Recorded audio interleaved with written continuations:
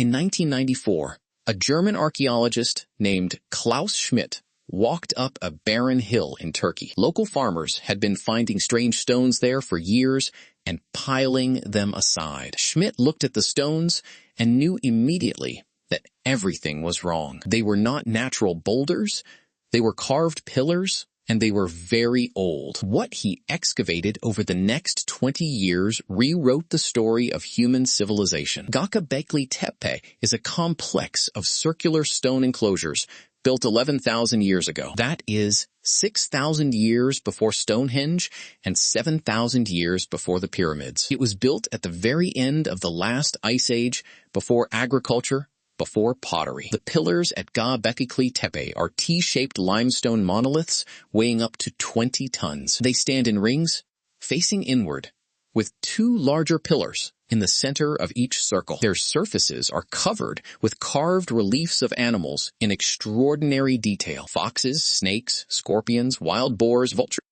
spiders, and cranes cover every stone. The carvings are not crude.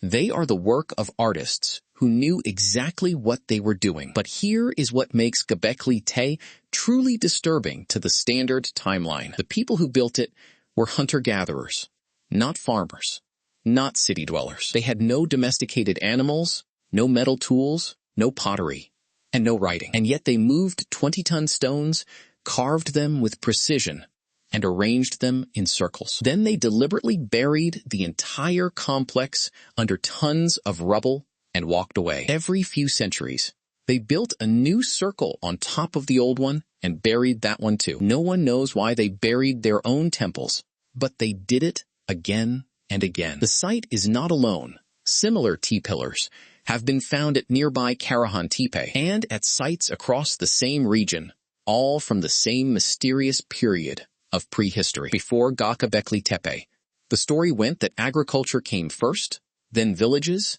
then temples. You had to have a surplus of food before you could organize large construction projects. Göbekli Tepe turns that story completely upside down and shakes it apart. The temple came first, the monumental sacred space, and agriculture followed later. People gathered at this place from hundreds of kilometers away.